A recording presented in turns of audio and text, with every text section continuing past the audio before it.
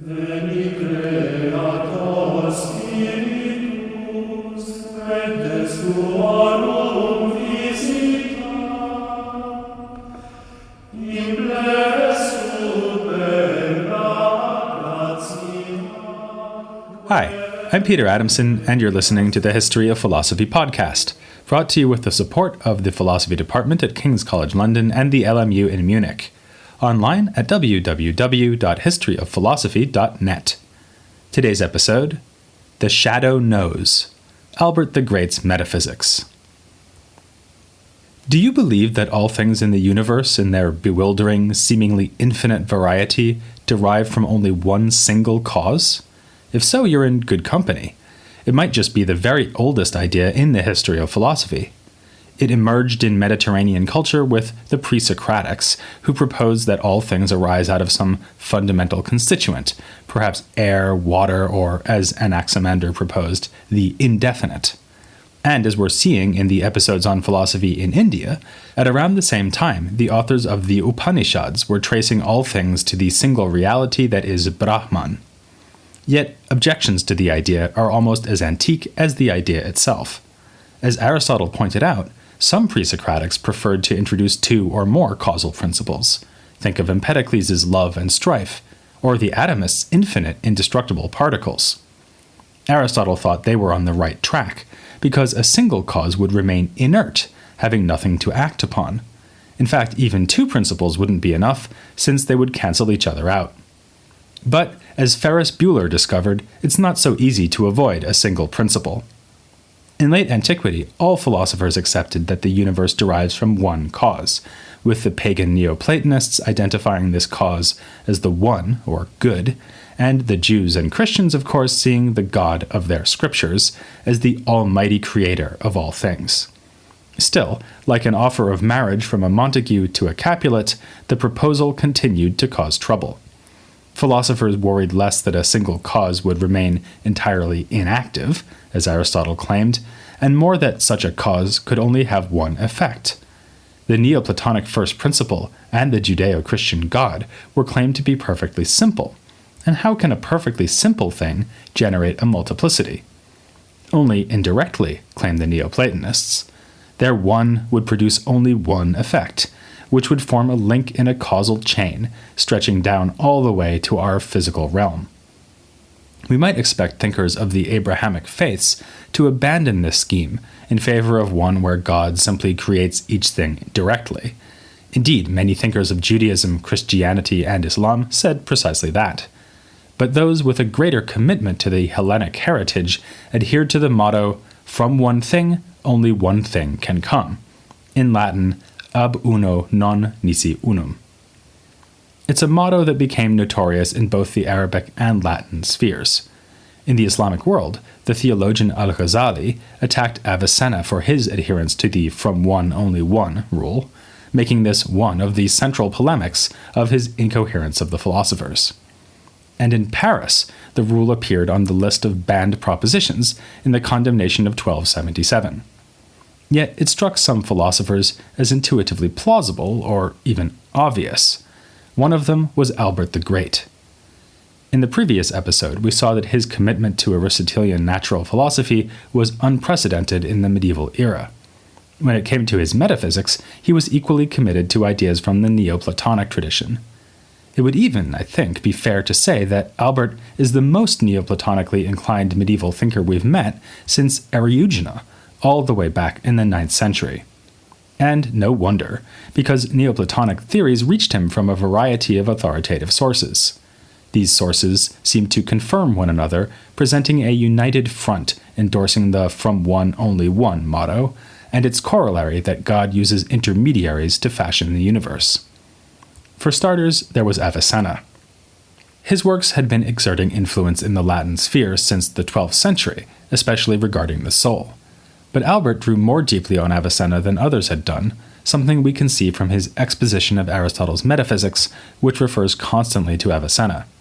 Then there was that favorite source of Eriugena's, the Pseudo-Dionysius. Albert commented on his works in lectures that were recorded by none other than Thomas Aquinas, who would later write his own commentary on Dionysius's divine names. Since Dionysius was covertly drawing on the ideas of the late ancient Platonist Proclus, this too helped push Albert in a Neoplatonic direction. Finally, there was an even more indirect route through which Proclus was smuggled into Latin Christendom, the Book of Causes. This is a partial translation of Proclus's elegant and axiomatic presentation of Neoplatonist philosophy based on an Arabic translation produced in the 9th century. It acquired considerable authority because it was thought to be a work of Aristotle himself. This is basically what Albert believed, though he saw it as an excerpt of a work by Aristotle's. Albert thought that the excerpting was done by a Jewish author called David, probably meaning the translator Ibn Daud.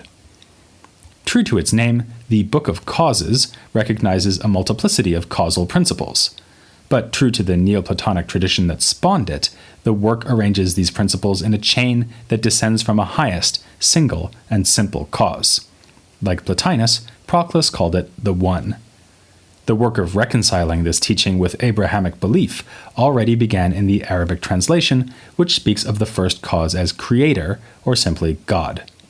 This creator is first of all the cause of being, which is followed by intellect, soul, and the world accessible to sense perception. These subsequent principles serve as intermediaries, each of them passing on the creator's causal influence to the next level down, like a cosmic version of pass the parcel. In keeping with the from one only one rule, the being that is created immediately by God is said to be one and simple, and to take on diversity only because it assumes the form of intellect. All of this chimed well with Avicenna. He too had made an intellect the first effect of God, and let it be an intermediary between God and the rest of creation. And Avicenna gave Albert another piece for his metaphysical puzzle, the distinction between existence and essence.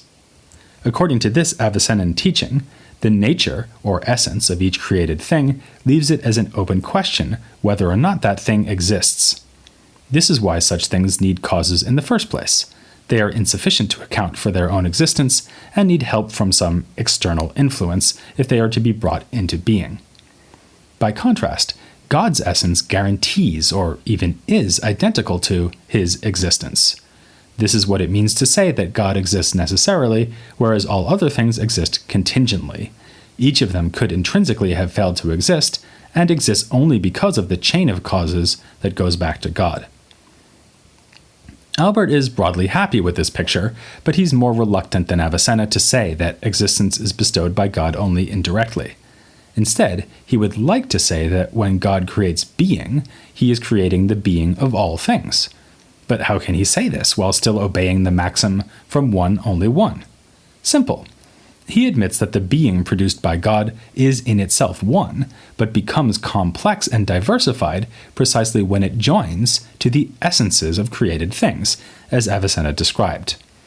In a further borrowing from his Neoplatonic sources, he compares God to a flowing fountain or shining light, with being as a single stream or irradiation which is received by many things. He has a bit of a problem with these sources too, though. Neoplatonists, and Avicenna too, said that God produces an intellect and uses it as an intermediary to create other things. Albert doesn't want to separate God from creation in this way, so he resorts to a cunning bit of exegesis. His commentary on the Book of Causes finds a way to agree with its claim that intellect comes from God before anything else. The word used in the Latin translation for intellect is intelligentsia, but this doesn't need to mean an intellect. It could also mean an intellectual concept, an idea. This is precisely what it does mean, according to Albert. The Book of Causes is telling us that the first concept produced by God is being, and it is a concept that applies to all things. With this move, Albert has managed to bring teachings of late antiquity, heavily filtered through Arabic transmission, into line with an idea of his own time, the transcendentals. As we saw in episode 228, the scholastics in the 13th century had developed a theory according to which some concepts, such as being, truth, goodness, and unity, apply to all things. Albert's story explains why this should be so. As Avicenna said, God has being through his very essence, so it stands to reason that being must be his one effect. Being is thus received by everything that derives from him, which of course means everything other than God himself. For this reason, Albert insists that among the transcendentals, being is the most primary. Goodness, unity, and truth do always come along with being, but this is only because we can add more specific notions to that of being, like the fact that a certain being is undivided, which is what we mean when we say that something is one.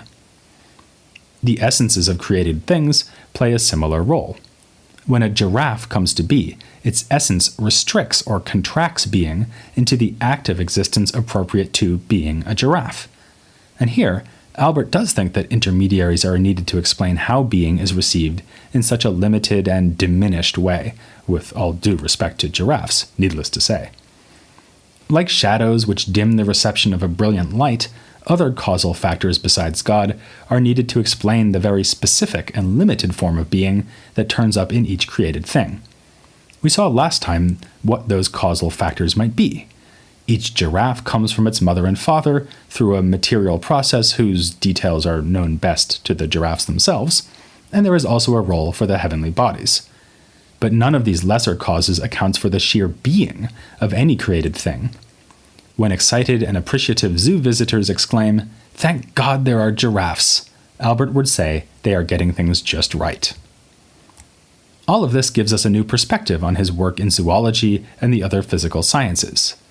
Like earlier medievals with an interest in nature, Albert would have seen science as a way to appreciate God's handiwork and generosity. Every animal, plant, and stone is a reflection or vestige of God's being, however humble.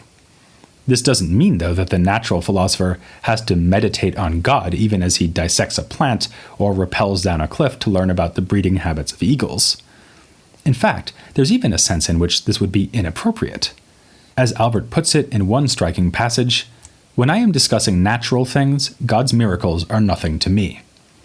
It is another science that undertakes to grasp things insofar as they are related to God, theology. Harder to distinguish are the remits of theology and metaphysics, since the latter discipline does investigate how being and the other transcendentals flow forth from the divine first principle. Everything we've been discussing in this episode so far would count as metaphysics from Albert's point of view, not as theology. The difference is that theology is supposed to orient the practitioner to love and enjoy God, as opposed to just understanding him as a cause. Thus, Albert says that for all the scientific insight Aristotle offered us when it comes to the created world, he does not give us what we need to achieve salvation. When we do theology, we approach even the created universe with a different and more exalted approach, one that aims at beatitude rather than worldly understanding. Ultimately, and I do mean ultimately, the beatitude towards which theology strives is available only in the afterlife. After their bodily death, those who achieve salvation will get to see God face to face, as it says in the Bible. Each of us is a mere shadowy image of God's light, but once beatified, as they used to say on the radio in the 1940s, the shadow knows. It was a matter of considerable controversy how exactly to understand this knowledge, though. As with the from one only one principle, church condemnation was brought to bear on the issue. In 1241, William of Auvergne, in his capacity as the Bishop of Paris, required theologians to admit that the blessed souls see nothing less than God in his very essence or substance. Anyone who denied this would be subject to excommunication. When it came to the beatific vision, William was not willing to settle for second best. But it's one thing to say this, and another to explain how it could be so.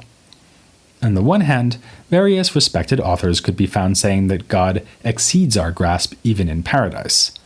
These included Augustine, whose authority was as unimpeachable as a man with a lethal fruit allergy. On the other hand, we've been seeing throughout this episode that even in this life, anyone who has read some Aristotle and the Book of Causes can attain at least an incomplete understanding of God. What exactly is added to this when we behold him in the afterlife? Albert addresses these tensions by taking seriously the idea that the knowledge of God available to the blessed is a kind of vision, and carefully comparing this vision to the one involved in normal eyesight. For Albert, when we see something, we do so by receiving a species from the viewed object. Here he turns out to agree with the sort of view put forward by his nemesis, Roger Bacon, which was rejected by Peter Olivi and Robert Kilwardby. Especially for Olivi, eyesight cannot take place by virtue of an image or species, because then we would be perceiving a representation of something rather than the thing itself. For Albert, though, we perceive the thing through the representation when it arrives in the eye. But this is not how things work when we see God. Albert wrote about the issue throughout his career, beginning early on in the years just after William of Ovan's 1241 condemnation.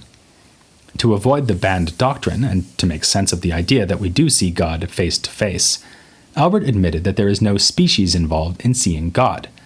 There is no representation that would serve as an intermediary between the soul and God, because here no representation is needed. Albert quotes Bernard of Clairvaux on this point. Why would it be necessary to have a ladder for someone already holding the sun? Instead, we are talking here about a direct confrontation between the soul and God's face, which means, as William insisted, the divine essence itself. Yet, Albert also wants to preserve Augustine's claim that God's infinity transcends our mind. Characteristically, he makes use of an Aristotelian distinction, in this case the one between knowing that something is the case and what something is. The blessed will see that God is before them, but not attain a full understanding of what God is in his essence.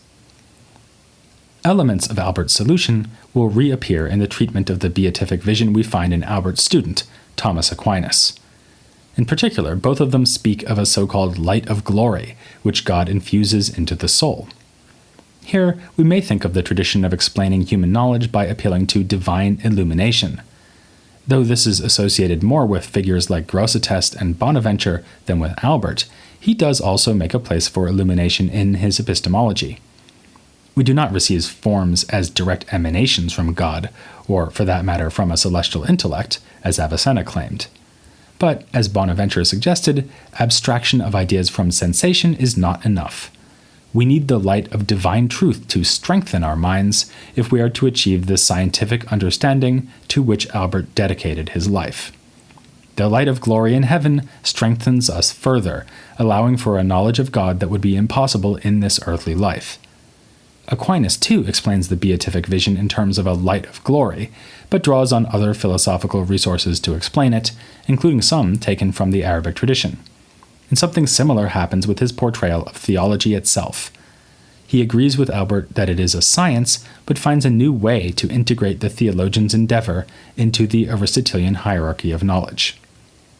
We'll look at this theme soon as we finally begin to tackle the thought of Aquinas, the most famous medieval philosopher. But next time, as a kind of transition, we'll be looking at another issue dealt with by both Albert and Aquinas, as well as several other 13th century thinkers.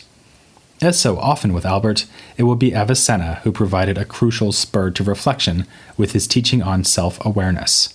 And even Avicenna's flying man would know not to miss my interview with Thérèse Corey on this subject in the next installment of The History of Philosophy Without Any Gaps.